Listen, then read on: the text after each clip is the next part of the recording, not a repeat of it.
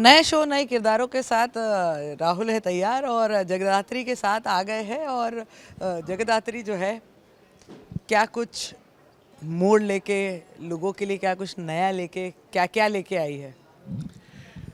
अम, क्या लेकर आई है? एक बेसिकली एक बहुत ही आसान सी स्टोरी है। वो आसान इसलिए है मैं क्योंकि मैं आपसे बात कर रहा हूँ। एक लड़की की जर्नी है जो हमारी पूरे भारत की लड़कियाँ घर पे रहती हैं, डिफरेंट डिफरेंट रोल्स निभाती हैं। लड़कों का तो कुछ नहीं है, लड़के तो पैदा होते हैं और वो एक ही रोल निभाते हैं। अपना पढ़ाई लिखाई करके काम पे लग जाते हैं। लड़कियाँ एक बहन भी होती है, एक माँ भी होती है, फिर आगे बढ़ती है, काम भी करती हैं, फिर घर वापस आती है, बच्चे भी होते हैं। तो ये बेसिकली एक लड़की की कहानी है जो 5 साल की थी तब उसकी एक परफेक्ट वर्ल्ड थी और एक रात में सब कुछ उसकी ज़िंदगी में चेंज हो जाता है। तो वो चेंजेस क्यों होते हैं, वो चेंजेस के बाद उस ज़िंदगी में उसकी ज़िंदगी में क्या होता है और कैसे फिर फाइनली वो अपनी माँ के नाम के लिए फ़ाइट करती है और अपनी माँ के नाम के ऑनर के लिए वो इतना टॉर्चर सहती है। पर वो एक्चुअली में पुलिस ऑफिसर भी है। तो लोग ये भी सोचते हैं कि अरे यार वो पुलिस ऑफिसर है तो घर पे सबको मार वार के ख़त्म करो, क्यों इतना इतना करना है। पर पॉइंट वो नहीं है। पॉइंट ये है कि वो सबसे प्यार करती है, वो अपनी माँ से बहुत प्यार करती थी और किस तरह से ये छोटी सी लड़की बड़े होकर के पुलिस ऑफिसर बनती है और अपने माँ के नाम की ग्लोरी को वापस लेकर आती है। यहाँ पर जो है शायंतिनी है, फरमान है और जो अपना मेन सोनाक्षी।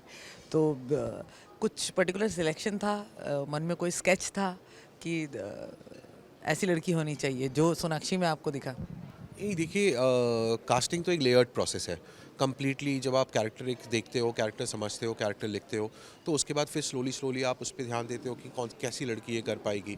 तो कास्टिंग तो फिर कास्टिंग एजेंट चालू हो जाते हैं, हमारे कास्टिंग डायरेक्टर्स, और फिर एक एक करके लड़कियों के ऑडिशन आने चालू होते हैं, कैरेक्टर्स के ऑडिशन आने चालू होते हैं। ये लेकिन ये सबसे ज़्यादा फिटेस्ट थी, राइट? नहीं, फिटनेस की बात ही नहीं है। आप अगर इसको देखो, इसके चेहरे पे एक इनोसेंस है और और जैसे ही वो कन्वर्ट होती है, वो मूव करती है एक आईपीएस ऑफिसर की तरफ, इसकी पूरी आंखें चेंज, इसका पूरा बॉडी लैंग्वेज चेंज। तो वो इसने सबसे अच्छा किया था, तो इसलिए इसको मैंने चुना। और कोई रीज़न नहीं है। ना मैं सोनाक्षी को पहले जानता नहीं था, पर I think she was the best choice for the character. यहाँ पर भी जो है मराठी फैमिली है। या वही जो है हम सचिन और साइली की फैमिली को देखते आ रहे या हैं। या तो कि यहाँ वाली फैमिली कैसी होने वाली है, कुछ उनसे यहाँ डिफरेंट में है? देखिए, सचिन और साइली की अगर आप बात करें तो वो शो थोड़ा डिफरेंट है। वो शो आप एक जॉइंट फैमिली सेटअप का शो है, भाइयों के बीच का रिफ्ट है, माँ के बीच का रिफ्ट है। इस शो पे माँ के बीच का रिफ्ट नहीं है। ये शो की डायनामिक्स थोड़ी डिफरेंट है।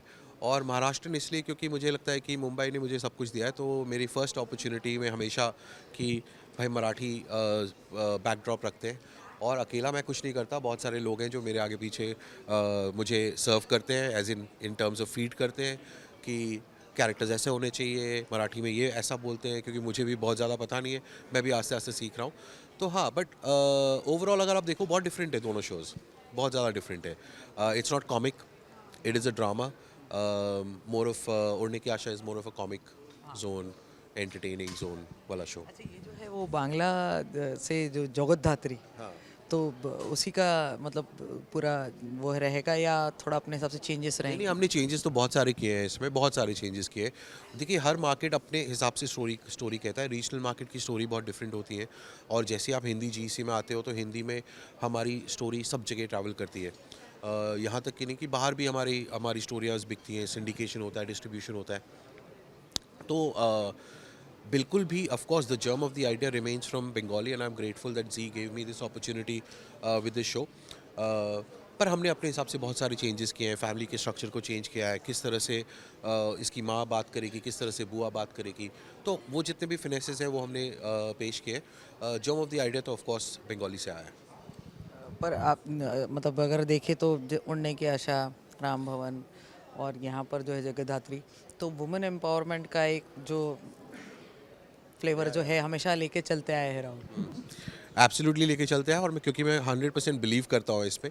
मेरे घर में भी, अभी मैं नेहा को ये बोला था कि मेरे घर में भी मेरी बेटी का ज़्यादा से है और इसमें कोई गलत बात नहीं है। ये ऐसा मैंने क्रिएट किया है और मुझे बहुत पसंद है। I think you are blessed to have a girl child and I think for all of us in India, we all are blessed to have girl childs. If you have a girl child, please look after, give them the best education, best everything, and just make them and make them grow in a certain way that you'll be proud, because once you put that effort into a girl, she will make you proud for sure.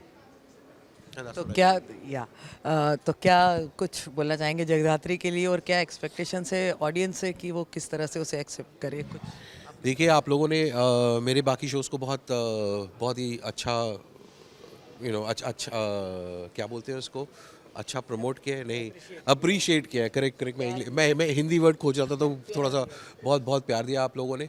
Jagaddhatri एक बहुत अच्छा show है, एक लड़की की कहानी है जो अपनी माँ के इज़्ज़त के लिए, माँ के पावर के लिए बहुत दुख सहती है, पर एट द सेम टाइम वो बाहर निकल कर के अपनी ड्यूटी भी निभाती है, जैसे और बाकी आपकी बहनें, बेटियां सब बाहर निकलती हैं, जैसे मैडम मेरे सामने खड़ी, सब लोग बाहर जाते हैं और बाहर जा कर के काम करते हैं, उनकी ज़िंदगी में बहुत प्रॉब्लम्स होते हैं। तो आई थिंक ये शो से आपको बहुत सारी प्रेरणा मिलेगी कि आप लड़कियों को प्रमोट करें, लड़कियों से ढंग से बात करें, ढंग से बिहेव करें लड़कियों से, बहुत अच्छा रहेगा, वरना फिर जगदात्री आएगी और बहुत मारेगी।